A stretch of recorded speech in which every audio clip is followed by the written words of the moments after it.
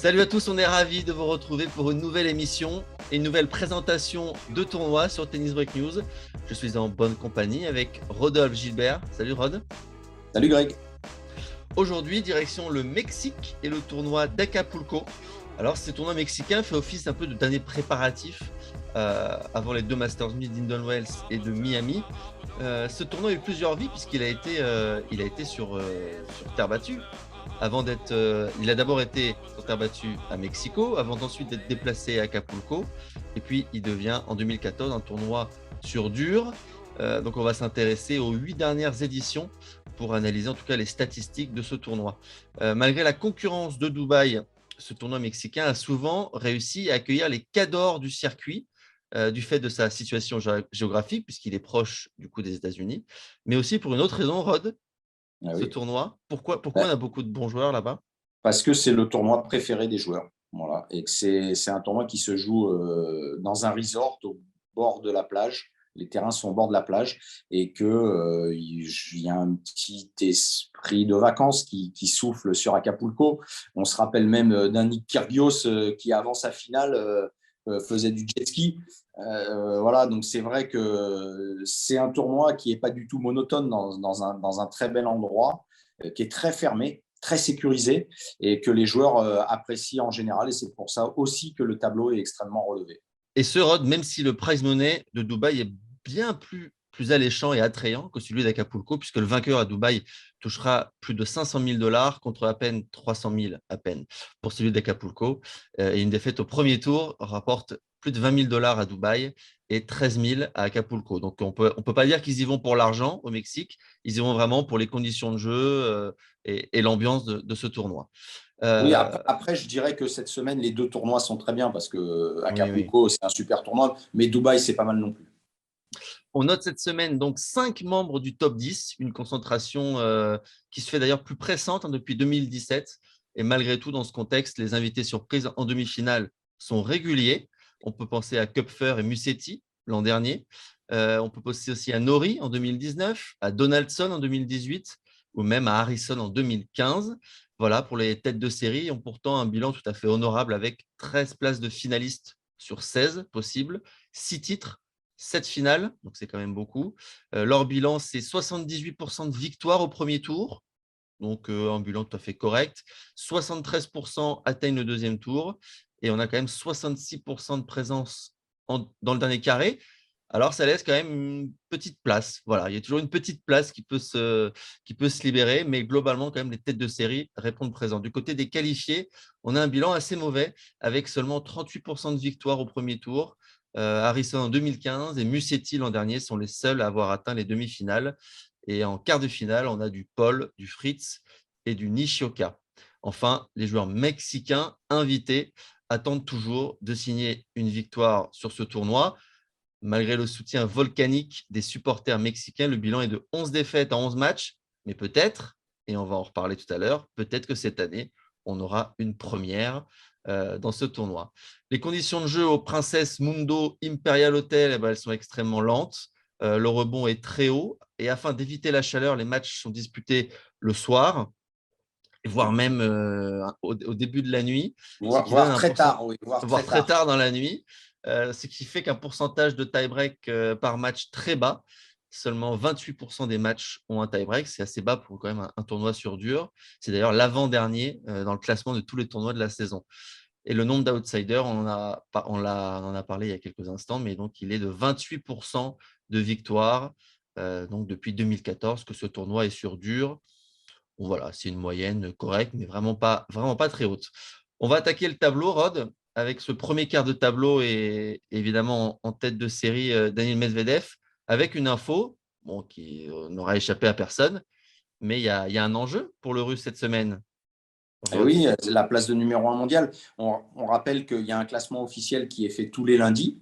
Donc cette semaine, Djokovic est numéro un. Il pourrait perdre sa place de numéro un au cours de la semaine. Il joue à Dubaï, on rappelle Djokovic. Et Medvedev joue donc à Acapulco.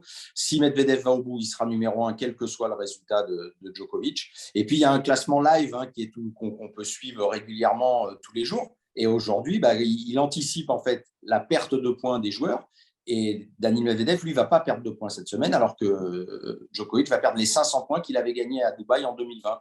Donc aujourd'hui, virtuellement, Medvedev est Medvedev est numéro un mondial. mondial. Et Voilà. donc, pour qu'il le reste, il va falloir qu'il gagne le tournoi. Une source de Il motivation, passe mieux que Djokovic. qu'il fasse mieux que Djokovic, même tout à fait. Il n'a même pas besoin de gagner. Une motivation intéressante, je pense, pour le Russe quand même. Alors peut-être qu'il n'est pas forcément accroché à ça, mais symboliquement, c'est très fort quand même d'arriver à être numéro un mondial, même si évidemment le contexte sera différent, parce qu'on pourra toujours dire que Djokovic n'a pas joué Melbourne, etc.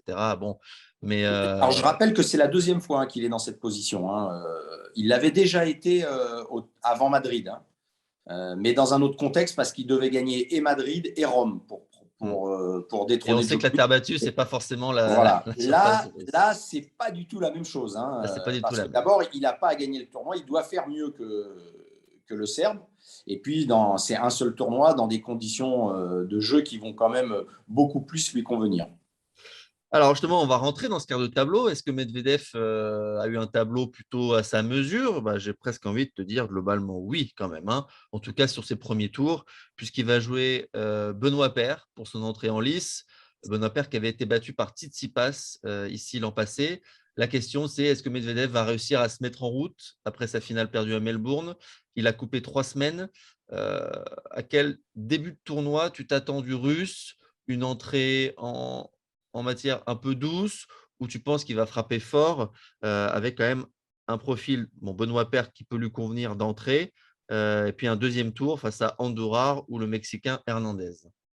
C'est un Moi, je tableau quand trouve que, même oui, plutôt sympathique pour lui. je Il y trouve a que d'autres quarts son, qui étaient beaucoup plus relevés, hein. voilà, je trouve que son tableau est plutôt plus que correct, même si c'est jamais facile de jouer contre Benoît Paire. Mais on a vu un Benoît qui est un peu en crise de confiance. Il a fait la tournée sud-américaine sur terre, il n'a pas gagné de match. C'était compliqué. Voilà, après, c'est des conditions et des ambiances qu'il aime bien. Voilà, cette ambiance un peu vacances qui va lui convenir. Medvedev est arrivé assez tôt. Je crois que dès jeudi, il était en train de s'entraîner déjà à Acapulco. Donc, évidemment, il sait tout ça, le fait qu'il puisse être numéro un mondial, il a forcément regardé. Donc, il est forcément extrêmement motivé. Et je trouve qu'il ne va peut-être pas gagner très facilement contre Benoît Paire, mais ce serait quand même un sacré exploit de la part de Benoît d'aller toper Medvedev d'entrée à Acapulco.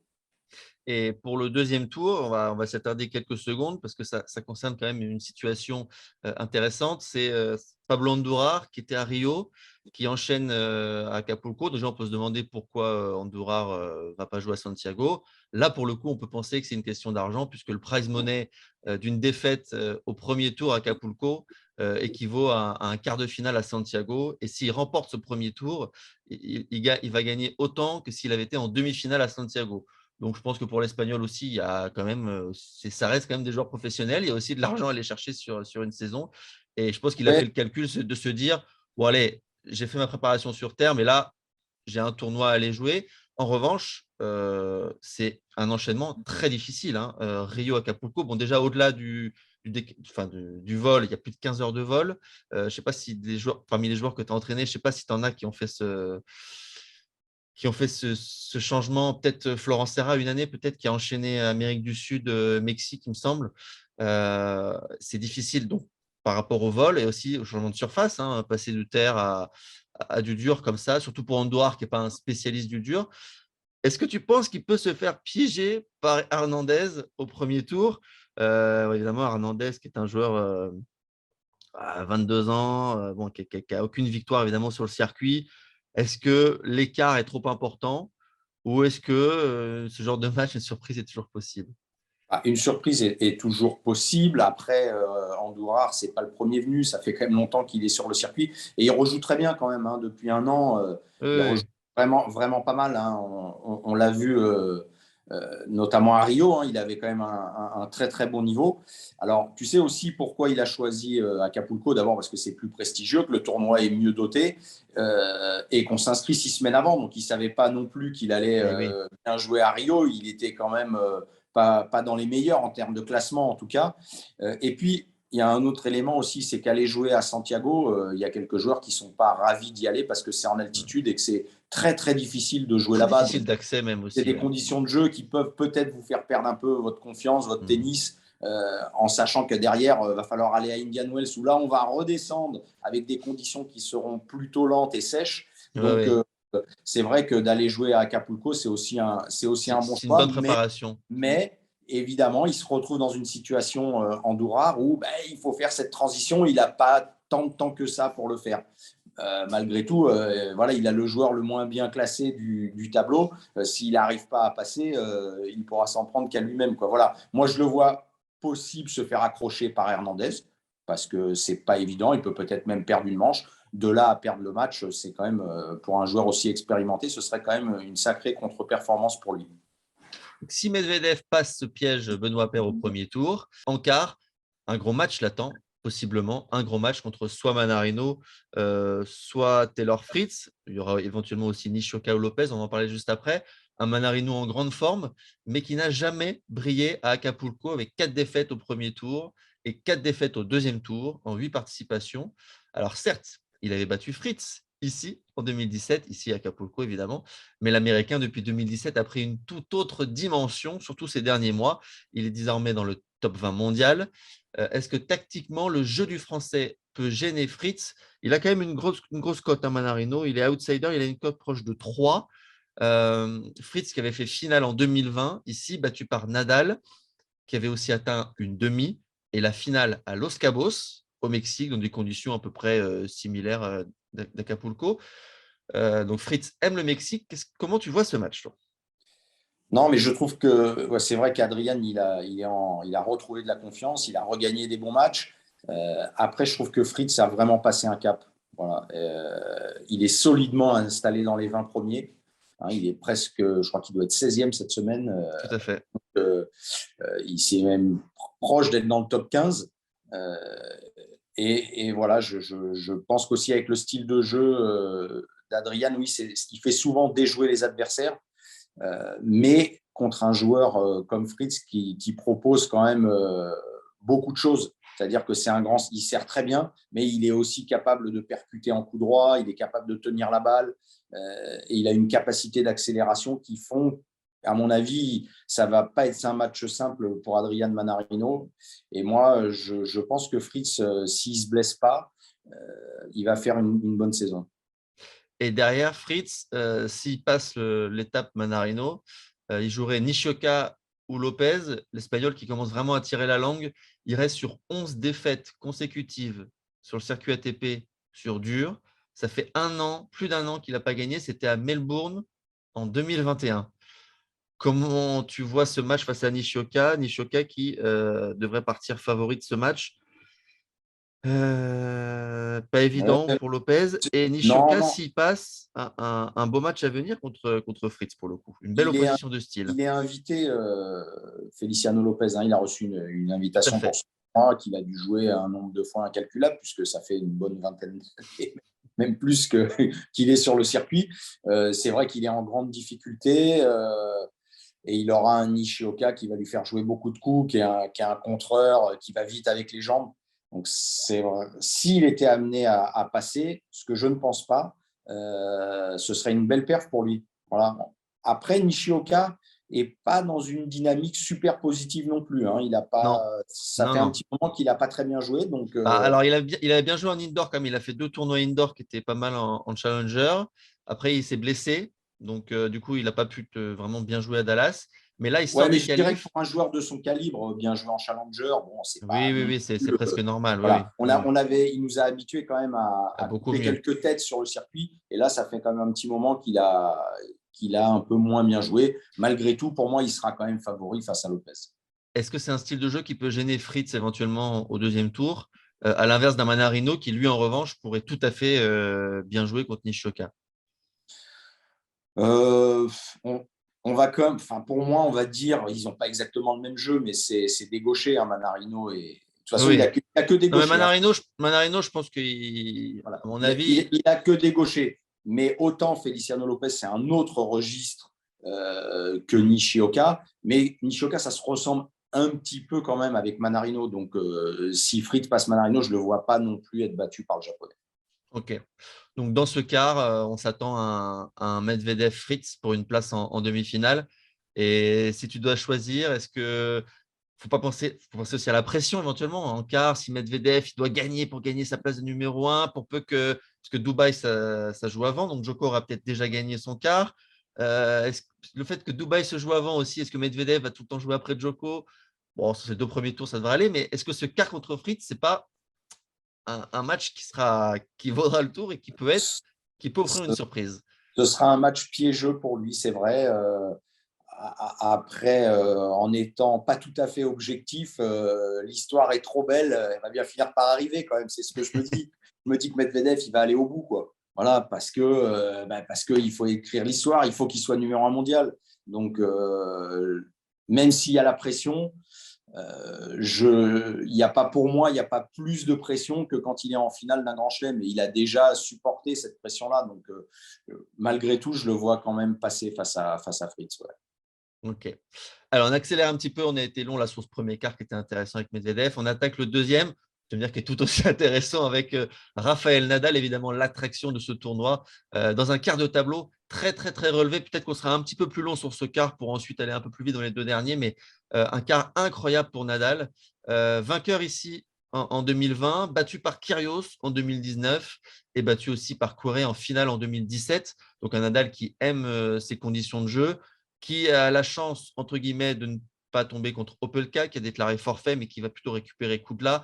On va passer sur ce premier tour. Je pense qu'il n'y a pas vraiment de surprise à attendre vu le sérieux de Rafa. Ce serait très étonnant qu'il se fasse surprendre par Denis Kudla. En revanche, il y a une affiche intéressante sur ce premier tour. C'est Dimitrov contre Crécy, une belle opposition de style. Un Bulgare en méfant, quand même, en ce moment, battu par le Franco-Américain à Melbourne en début de saison. C'était en terre australienne mais Crécy, depuis, ne parvient pas vraiment à confirmer. Dimitrov, lui, se sent très bien au Mexique, titré en 2014. Il a fait un quart en 2021, un autre quart en 2016. Et puis surtout, les conditions de jeu sont totalement différentes.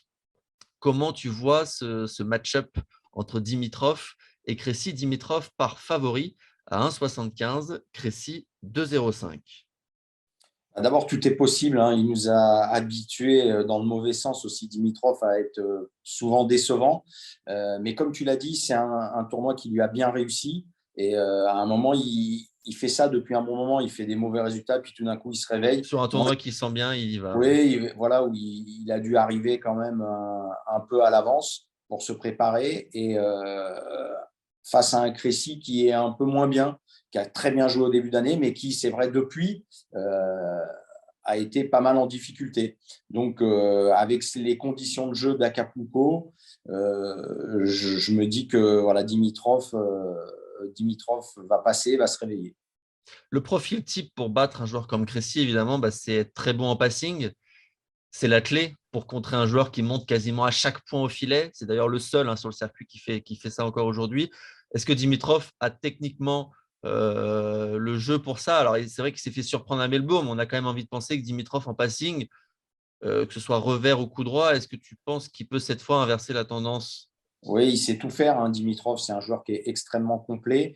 Et puis, il y a une chose qu'on ne maîtrise pas, c'est la qualité du service de Crécy. Il prend beaucoup de risques, Maxime Crécy, sur sa deuxième balle. Et par moment, il fait beaucoup, beaucoup de doubles fautes. Donc, il suffit aussi que le franco-américain ne serve pas très bien pour que tout de suite son niveau de jeu s'en ressente. Parce que attaquer, oui, c'est faisable. Mais quand on attaque derrière une très bonne qualité de première balle, c'est quand même un peu plus facile que faire service volé sur toutes les secondes ou sur beaucoup de secondes si le service n'est pas au rendez-vous. Donc, je pense que ce sera un élément extrêmement important de cette rencontre. En plus de la surface, qui forcément ralentira aussi l'impact du service de Crécy, où les balles seront pas plus faciles à retourner, mais en tout cas plus jouables pour Dimitrov. On a vu que même si on est un très grand serveur, à Acapulco, le niveau se nivelle, entre guillemets, hein, Ouais, et du entre côté un de bon, Dimitrov, avec un Dimitrov qui anticipe aussi parfois de temps en temps les grands serveurs comme ça. Après, c'est psychologiquement que ça va se jouer pour lui, hein. On sait qu'il peut sur être ce vite genre de, agacé.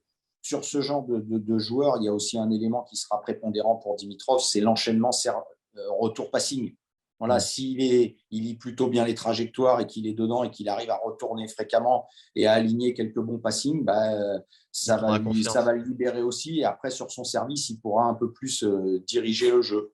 Donc, en tout cas, moi, je me dis sur ce tournoi d'Acapulco, je le vois bien se réveiller et puis enchaîner peut-être 2 bons tournois, un à Acapulco et à Indian Wells. Au deuxième tour, que ce soit Dimitrov ou Crécy, est-ce que tu vois Rafa se faire piéger? Non, non, non. Non. Non.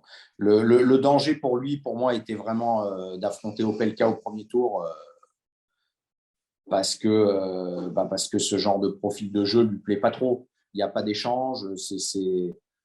Voilà, c'est vraiment Opelka, c'est encore le niveau au-dessus de Crécy en termes de service. Et même si Nadal avait été un petit peu en difficulté quand même face à Crécy en finale en Australie, Tout à fait. c'était le premier tournoi de reprise de Nadal, de Rafa. Voilà, ça a Et c'était été une surface très rapide. Et même voilà. là, même dans ces conditions-là, Rafa avait réussi quand même à bien le gêner avec ses passings. Donc, on l'a vu. Donc, Nadal, bon, qui a normalement un match-up quand même favorable face à ce genre de serveur.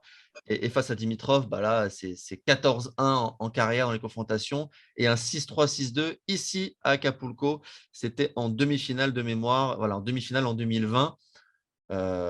Donc, où Dimitrov avait fait un très bon tournoi et malgré tout, Nadal l'avait absolument broyé sur une surface qui convient tellement bien à Rafa que donc toi, tu mets Rafa en quart de finale.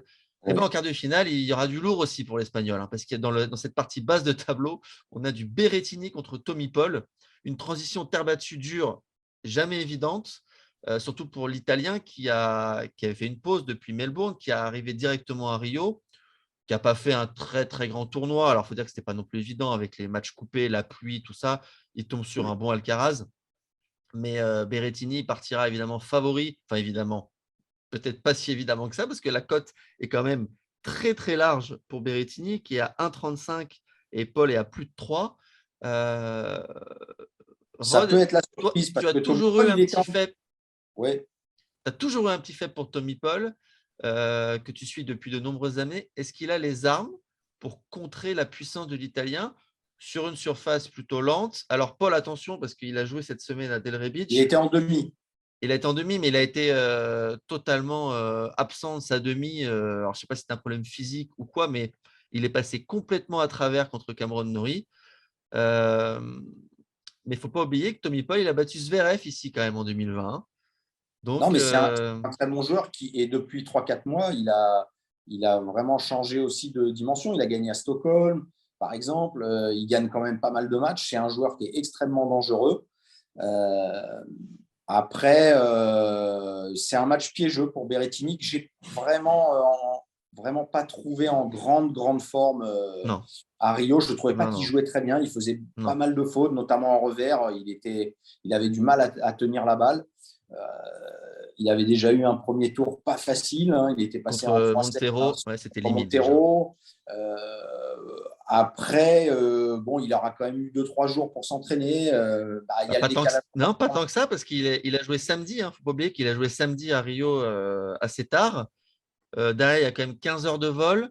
Oui, non, non, mais tu as raison. Peut-être, il peut s'entraîner peut-être aujourd'hui ou peut-être que cette nuit, il s'est peut-être entraîné, mais bon, il n'aura pas non plus il aura une journée, quoi, parce qu'il jouera forcément mardi. À Acapulco, le premier tour, il joue sur 2 jours.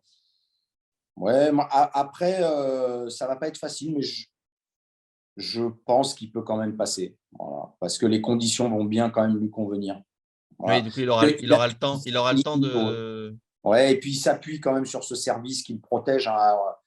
Moi, je pense qu'à Rio, tu lui as enlevé son service, il aurait été quasi inexistant pour moi contre Alcaraz, par exemple.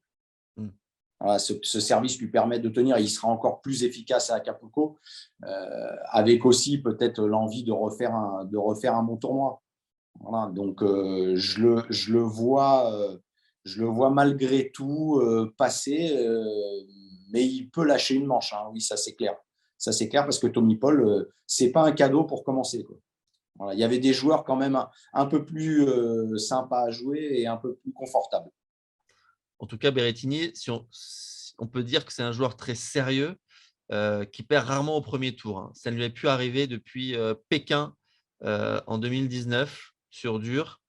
Donc, c'est quand même assez rare. L'Italien qui est quand même une valeur sûre. Il avait perdu à Monte-Carlo au premier tour sur terre, mais c'est pareil, c'est le seul depuis 2019 aussi. Donc, zéro élimination au premier tour sur dur depuis 2019. Une seule sur terre, et c'est à Monte-Carlo. En indoor, au premier tour, il perd à Bercy contre Riron et à Bercy contre Tsonga. Voilà, c'est les 2 éliminations au premier tour qu'il a. Et puis sur gazon, de mémoire, vu ses performances depuis quelques années, ça n'a pas dû arriver souvent. Non, il n'a jamais perdu au premier tour, tout simplement, en carrière sur gazon. Si c'était à Halle, pardon, en 2018. Voilà. Donc il perd quand même. Tu as vu, on a fait quand même indoor, gazon, terre battue et dur. Il n'y a eu que 3 ou 4 éliminations au premier tour en 3 saisons. C'est quand même, voilà, c'est une valeur sûre quand même, hein. Il est quand même très sérieux, l'Italien. Après, ça reste quand même un premier tour difficile, transition, bon, voilà, Facile, méfiance, méfiance. mais Tommy Paul aura aussi le décalage horaire. Et il a joué samedi aussi. Donc, Il a je aussi pense joué qu'il n'a pas effectivement à non plus Delrevic. beaucoup de temps pour se préparer. Et Donc, lui aussi aura le changement de conditions de jeu, et la etc. transition terre dure, elle est plus facile à faire que l'inverse, que dur, terre battue, quoi.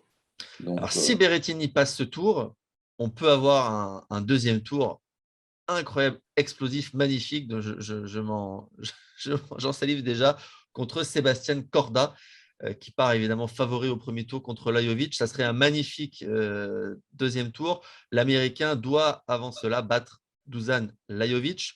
Les codes sont très largement à l'avantage de Corda, 1,20 contre 4,50. Je vérifie si ça n'a pas évolué depuis, mais non, c'est ça, 1,20, 4,50. Des codes très très larges. Alors évidemment, partir sur Corda à 1,20, ça paraît quand même très risqué. Néanmoins, si on se projette un peu, il a toutes les armes pour dominer Lajovic dans ses conditions de jeu sur ce tournoi. Qu'est-ce que tu en penses? oui, bah, et en plus, Lajovic, il gagne très peu. Euh, je pensais qu'il ferait plutôt une meilleure tournée sud-américaine sur terre, qui est sa surface de prédilection. Il n'a pas très bien joué.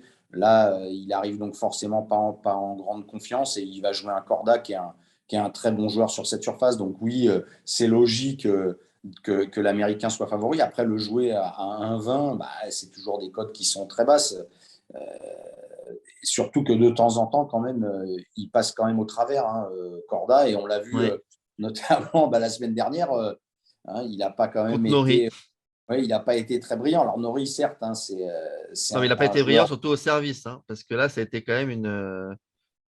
Il a été à moins de 50% de première balle en Ouais. réussite. Donc forcément, bah, quand on sert à moins de Non, mais 50% en première balle, il n'y a pas de miracle hein, en tennis, hein, à ce niveau-là en tout oui, cas. oui, oui. Non, mais tu as raison. Mais après, pour moi, quand on met une cote d'1,20 et de 4,50, ça veut dire Oui, ça que veut dire qu'il n'y a pas de match, ça quoi. fait 2 et 2, quoi. Et bon, ça peut quand même être bien plus compliqué que ça, quoi. Parce que Lajovic, s'il fait un bon match, ça reste quand même un joueur qui est capable de jouer dans le top 30, top 40. Donc, Hmm. bon, c'est quand même pas un manchot, hein. Voilà. Et puis, sur dur, non, mais sur dur, il a déjà fait des bons matchs. Donc, oui, certes, tout ce qu'on a dit, il n'est pas en confiance, mais enfin, ça peut quand même être un peu plus compliqué. Malgré tout, il est logique que Corda soit favori. Alors, si on se projette dans ce quart de tableau qui est quand même incroyablement relevé pour un ATP 500, donc on aurait éventuellement un Corda Berrettini au deuxième tour. Qui tu vois passer pour aller défier Nadal en quart de finale? Bah, C'est du lourd quand même, là hein. encore, je peux manquer un petit peu d'objectivité, mais parce que j'aime beaucoup le jeu de Corda. Et je me dis que s'il a passé son premier tour, je le vois bien faire un gros match contre Berrettini et passer et aller chercher Nadal en quart, aller affronter Nadal en quart de finale. Donc, si je devais prendre un petit risque, je me dirais que ouais, Corda, c'est pas mal à prendre. C'est pas mal à prendre. Ouais. Et du coup, face à Nadal, Face à Nadal, non. compliqué, hein. Non, non, non, parce que sur la solidité de l'Espagnol, voilà, je ne le verrai pas, battre Berrettini et enchaîner avec une victoire sur Nadal. Donc, je verrai quand même l'Espagnol aller dans le dernier carré. Alors, par rapport aux cotes, donc on a pour revenir un peu, donc Medvedev, vainqueur du tournoi, il est à 2,50. Nadal, vainqueur du tournoi, il est à 3,60.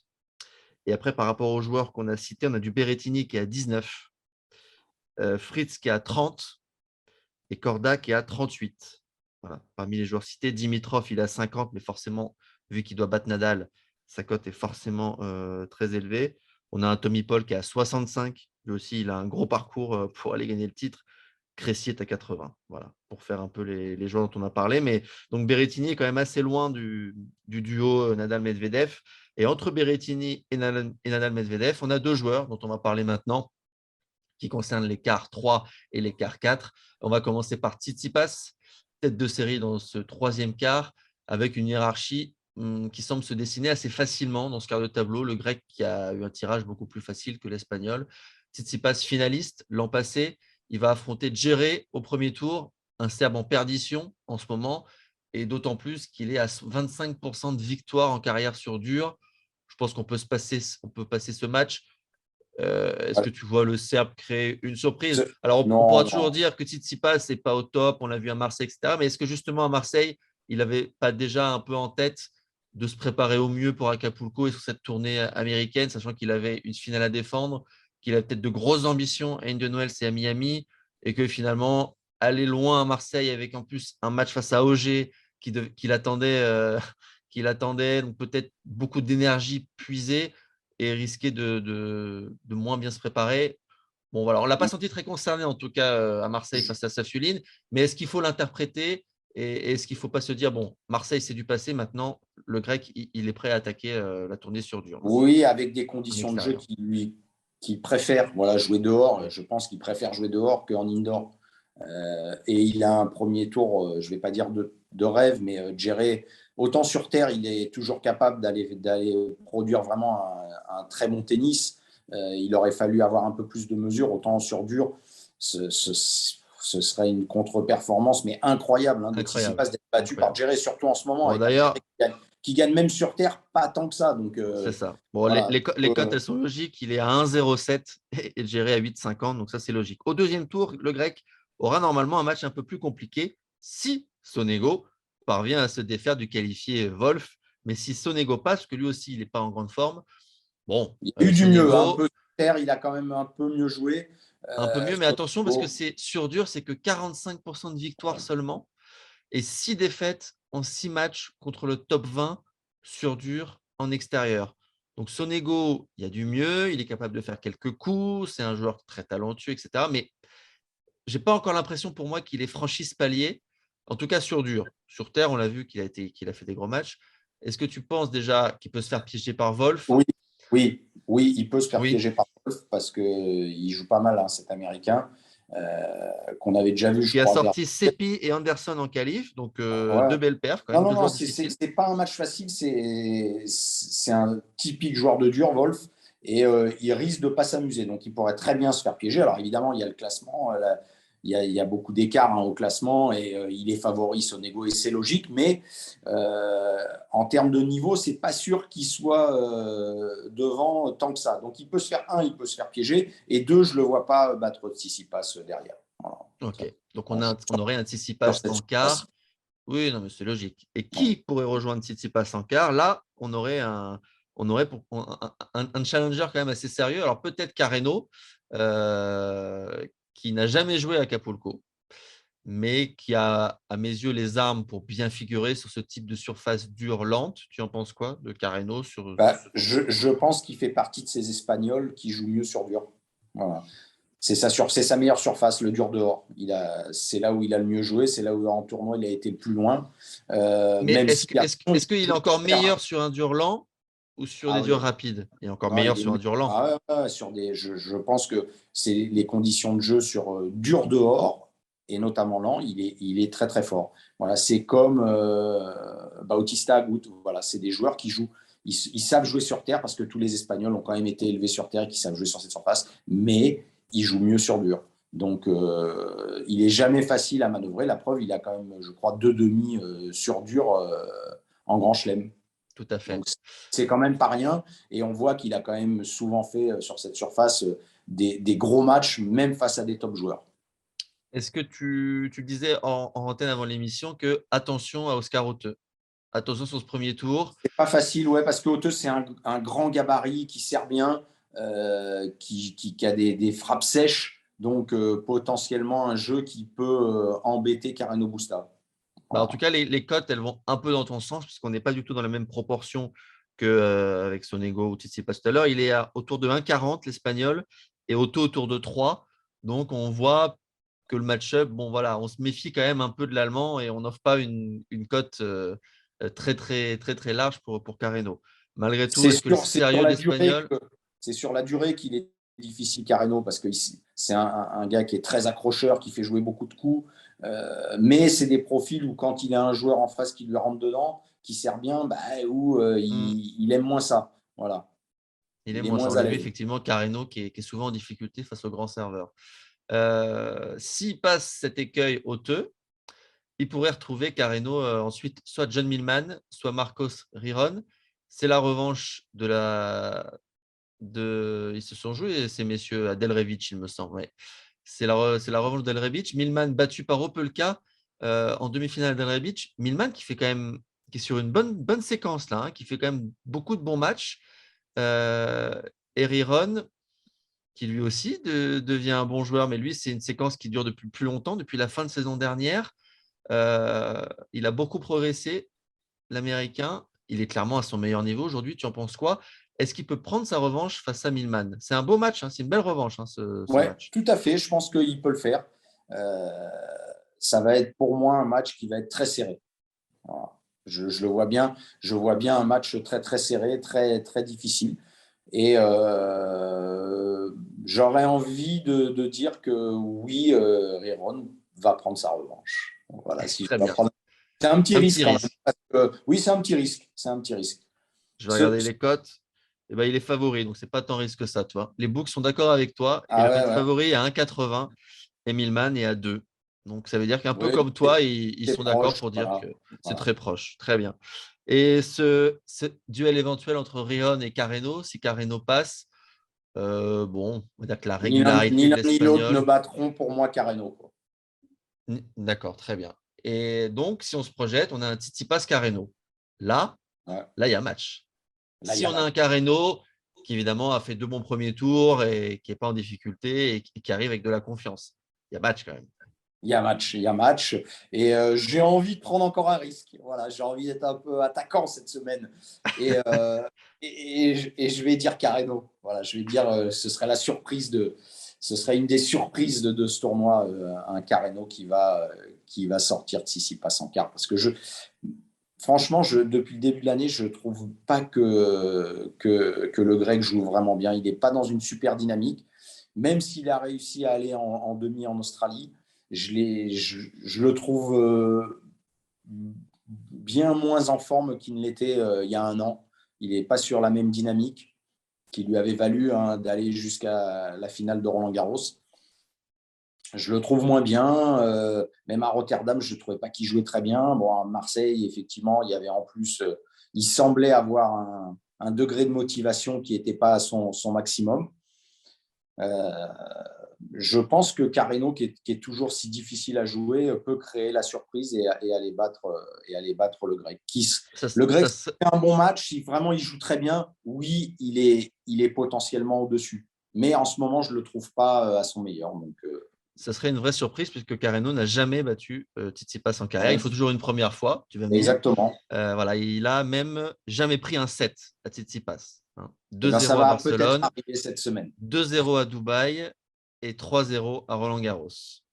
Bon, au moins prendre un set déjà, ce serait déjà peut-être une belle cote pour l'Espagnol. Alors, non, mais c'est vrai aussi que avant Le de se style de jeu, oui. projeter exactement, il faut un peu regarder les deux Ah, les premiers matchs premiers quand même être tours, importants. Voilà. c'est Parce que important, si on voit un évidemment. Carreno qui pioche, qui arrive quand même à s'en sortir, mais à l'arrache, Ouais. face à un Tsitsipas qui déroule, bon, c'est vrai que Forcément, ce sera pas évident. C'est forcément un peu dur de. la forme du moment, bah oui, la forme du moment comptera Voilà. évidemment sur le match-up. On est évidemment si on a un Carreno qui est à son meilleur niveau. Le dernier quart, lui, il est dominé par Zverev. Là aussi, finalement, un peu comme Tsitsipas, on a l'impression que l'Allemand est loin de son meilleur niveau. Bon, c'est quand Et même un top 5, attention, c'est quand même un attention, le top 5 premier tour. mondial. Et c'est un Attention, le top 5 premier tour. mondial et on va y venir tout de suite. Et là, pour le coup, lui, un quart de tableau beaucoup moins facile et beaucoup plus piégeux que celui de Tsitsipas, avec notamment 2 grands espoirs du tennis américain, qui sont Brooksby et Nakashima. Euh, il n'y aura pas Alcaraz, heureusement pour lui, peut-être. Alcaraz qui a déclaré forfait, on va revenir dans un instant. Euh, il y aura quand même du Nori, qui est toujours très, très difficile. Et puis un John Isner, qui peut toujours percer dans un tableau sur dur en extérieur. On va commencer donc par ce premier tour, Zverev-Brooksby. Je trouve pas l'Allemand vraiment au top. Alors, pas forcément que sur un plan tennistique, mais plus dans l'attitude. Je ne vois pas la flamme dans l'Allemand là, sur ce début de saison. Est-ce que tu ressens est-ce que tu as cette même sensation? Toi qui le commentes en plus très, très souvent, quasiment à chaque tournoi. Oui, je m'attendais, vraiment, je m'attendais à un gros début de saison de Zverev. Ça n'a pas été du tout le cas. Il a été, je ne vais pas dire transparent, mais pas loin face à Shapovalov en Australie. Et là, voilà, bon, après, voilà, il a eu le temps hein, aussi de se remettre, de se préparer. Mais Brooksby, moi, j'aime bien ce joueur. Voilà, j'aime bien comment il joue. Il fait pas mal de choses. Il est créatif. C'est pas un premier tour facile hein, quand même pour Zverev. Il y avait là encore, hein, il y avait des joueurs un peu plus simples à jouer. Hein. Pour moi, il aurait joué voilà Djéré. Bon, bah, ça aurait été mieux pour lui, quoi. Évidemment, pour se lancer, ça aurait été pas mal. Là, c'est un premier tour qui est vraiment pas facile. Après, c'est un tournoi où il a plutôt bien joué aussi déjà. Malgré ça, je le vois quand même passer, quoi. Mais pas facile. Alors, c'est pas une première pour Zverev d'affronter Brooksby. Ils se sont joués à Indian Wells en fin de saison dernière. Brooksby l'avait un peu surpris, hein. Il lui avait pris un set. Il avait d'abord bien résisté dans le premier. Il lui avait pris le deuxième avant de s'effondrer physiquement dans le troisième. Mais bon, Brooksby, depuis octobre, je trouve qu'il a continué sa progression. Ouais, Et il y a un seul alors, truc, c'est que le seul truc, Brooksby, c'est est-ce il qu'il a manque été pas de blessé. puissance? Il a été Il était blessé. blessé, Il oui. n'a pas joué en début de saison. Il n'a pas été en Australie, donc il est peut-être un petit peu à court quand même de matchs pour à ce niveau-là en tout cas. Et puis surtout, il est sur une progression ascendante.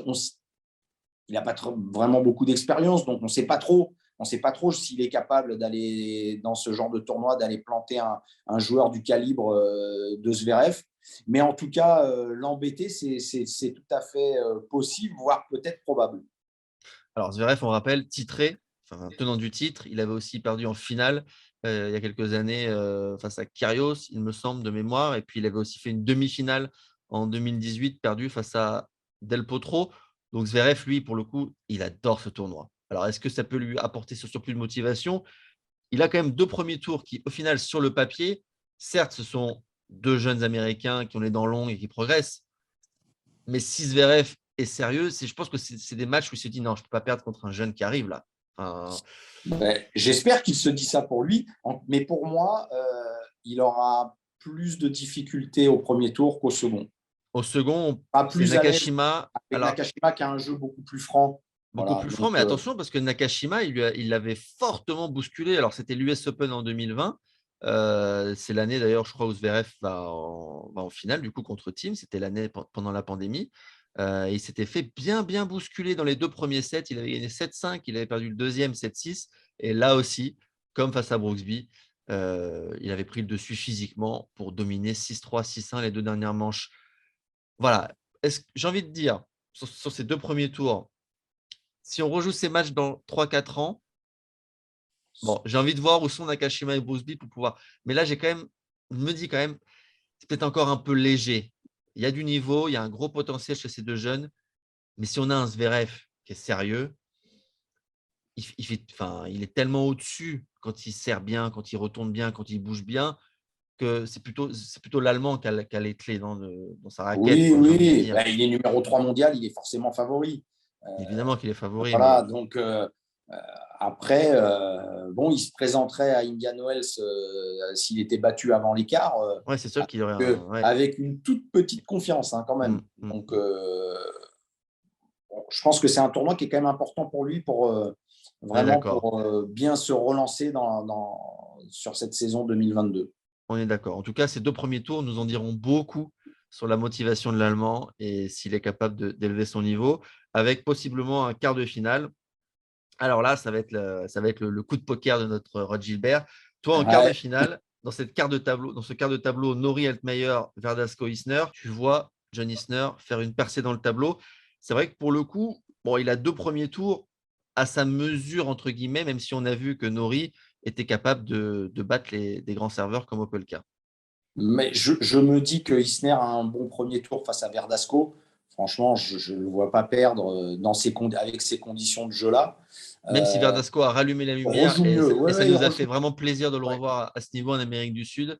il rejoue Après, il a mieux. toujours des limites physiques, forcément. Pour enchaîner les matchs, c'est toujours plus compliqué. Ouais, alors, Mais c'est pas deux petits jeunes qui vont s'affronter au premier tour. C'est quand même des non. gars voilà, qui sont quand même sur la fin, plus On que sur le dépasse les début. 75 ans, là, si on additionne leurs Voilà. deux âges. Hein. Mais je vois les conditions rebondissantes devraient bien convenir à Isner. Je le vois passer. Et je pense aussi qu'il est capable d'aller battre Nori parce que Nori, il va peut-être avoir un petit retour de bâton. Le premier tour, il va le jouer peut-être sans trop d'attente et il va réussir à passer. Après, face à Isner, je me dis que l'Américain, il aura un bon coup à jouer d'aller planter un Nori qui aura peut-être un retour de bâton de la semaine, du décalage horaire, du voyage. Et donc, je me dis qu'il y a sûrement un bon coup à jouer pour Isner et il est tout à fait évidemment capable d'aller battre un joueur comme Nori. Isner, c'est 3 demi-finales au Mexique, battu par Tsitsipas, Kyrgios et Fritz à Acapulco. Donc, pour le battre, il faut du sacré niveau. Des gars qui servent bien. Donc, Nori, c'est un peu moins le cas. Nori, il va enchaîner, il a quand même le décalage. Et Alcaraz, je pense, a bien fait parce que aussi, il a eu 48 heures où il a énormément joué avec la pluie à Rio. Trois matchs en 2 jours. Ouais. Et il fait le choix de se retirer et de revenir sur Indian Wells et Miami. Et puis lui, il est reparti avec ce qu'il était venu chercher. Il a gagné un ATP 500 et on parle déjà de lui comme un épouvantail sur la terre battue européenne avec en point de mire Monte Carlo. Puis au bout de cette ligne, Roland Garros, parce que si il fait encore quelques gros coups avant Roland, il sera peut-être parmi les potentiels vainqueurs. Alors, on n'en est pas là, évidemment, mais il a quand Non, même mais là, il est il a déjà marqué clairement les esprits quand aujourd'hui, même. déjà Il a marqué les parmi esprits. les meilleurs Voilà. Il terriens est du monde. 20e, il est déjà 20e mondial. Mm. Il est jeune. Et puis derrière, il a aussi, voilà, je crois qu'il a aussi une équipe, et notamment un Ferrero, qui connaît quand même bien la musique Qui le drive très bien. et Ouais. qui le drive très, très bien avec un Alcaraz qui l'écoute. C'est même pas à 100%, c'est à 1000%. Voilà, donc, il a dépensé beaucoup d'énergie, mais il a obtenu ce qu'il voulait. Il se retire, il se repose et il se reprépare pour les tournois. C'est plutôt assez judicieux, surtout d'aller à ce tournoi d'Acapulco avec le voyage et tout ce qu'on a dit, le décalage horaire, pour aller jouer Exactement. un Cameron Norrie. Voilà, donc c'était quand même comme premier tour, on ne peut pas faire pire. On peut dire que Nori, pour le coup, Et pour l'un et pour il l'autre. gagne. Pour Pour l'un et le coup, pour l'autre. Nori, il gagne au change. Hein, pour le coup, parce Norrie que gagne au change, là, ça c'est sûr. à la Norrie place gagne au change, ça c'est sûr. d'Alcaraz, il va avoir un joueur qualifié, Altmaier. Alors, évidemment, sans faire offense à Altmaier, on peut quand même dire en toute objectivité qu'il est nettement moins fort que Alcaraz. Nori, qui a quand même fait un très gros tournoi à Delray Beach. Qui a enfin lancé Vraiment, sa saison, parce qu'il avait fait un début de saison catastrophique. il a presque retrouvé son niveau qu'il avait à Indian Wells. Donc voilà, il a retrouvé la confiance. Et avec la confiance, on peut imaginer que sur ce premier tour, il a les armes pour faire déjouer Altmaier. Isner, c'est 3 demi-finales au Mexique, battu par Tsitsipas, Kyrgios et Fritz à Acapulco. Donc pour le battre, il faut du sacré niveau. Des gars qui servent bien. Donc Nori, c'est un peu moins le cas. Il a d'autres armes dans Mais son du coup, jeu. ouais. Si on se Et, projette sur ce quart de finale face à Zverev, bon, là, c'est un sacré match encore. mais c'est un peu comme ce qu'on a dit avec Carreno et Tsitsipas. Il faudra un peu voir comment va jouer Zverev. Mais voilà, Isner, c'est mon outsider de la semaine. Dans ces conditions, voilà, je le verrais bien aussi, pourquoi pas, aller battre un Zverev qui aura pu accrocher des matchs, mais en demi-teinte. Voilà. Après, s'il y a du grand Zverev, bon, Ouais. je reverrai bien ma position, mais Mais comme ça, sur la sur ligne le de papier, là, départ, sur la ligne de départ, tu. voilà, je me dis qu'Isner, avec ses conditions, peut aller loin et Isner, créer la Il est à 50 contre 1 pour gagner le tournoi. C'est une grosse cote quand même. Hein.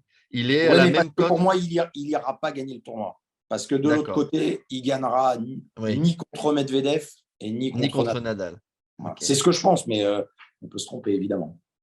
Mais déjà, si déjà il arrive en finale, c'est déjà du très, très lourd. Même en demi-finale, ce serait déjà très fort. Bon, bah, voilà, on a fait un tour complet de ce tableau. Rod, est-ce que je pense qu'on a tout fait, on a été complet, on n'a rien à rajouter, à part tes projections. Donc si on les répète, on aurait éventuellement donc dans le quart un Medvedev-Fritz. Ensuite, on aurait un Nadal-Korda. Et donc là, toi, tu verrais un Nadal-Fritz ou Nadal-Medvedev avec peut-être surprise. Nadal Medvedev. Nadal-Medvedev. Moi, je vois Medvedev aller au bout. Et toi, tu vois même Medvedev aller au bout et battre Nadal. Ouais, Waouh! ouais, Ça, ouais. ce serait quand même une demi-finale de dingo, hein. Ça, ce serait quand même Ah, ouais, ouais. ce Ah serait bah, quand même une demi-finale de dingo. vu ce qui s'est passé en Australie, Ce serait on a envie de revoir on ça. a envie de revoir ça, évidemment. On a envie de revoir ça. Et dans la partie basse du tableau, donc on aurait un Carreno-Tsitsipas et un Isner-Zverev, avec pour toi potentiellement un Carreno-Isner. En Ouais, gros coup, du coup, si les si grosses cotes, voilà. on est en mode attaquant, hein. On est Si en on est en mode mode attaquant On est en mode Maxime Cressy, service volé, retour volé là, hein, sur cette semaine à et Acapulco. surtout si on ressent des mauvais signaux de la part du grec et de l'allemand. Voilà. Si on sent qu'ils sont pas, voilà, qu'ils n'envoient pas les bons signaux, on peut se dire qu'il y a une ouverture. Si en revanche, les deux, c'est les finalistes, hein, c'est les deux, c'est le titre, c'est le tenant du titre et le finaliste en titre. Donc normalement, il devrait quand même avoir une motivation pour aller loin. Voilà, donc peut-être que et si on a un Tsitsipas Zverev en demi, Zverev, c'est pas mal non plus, hein. C'est mais très je bien me dis aussi. aussi que quand même sur les tournois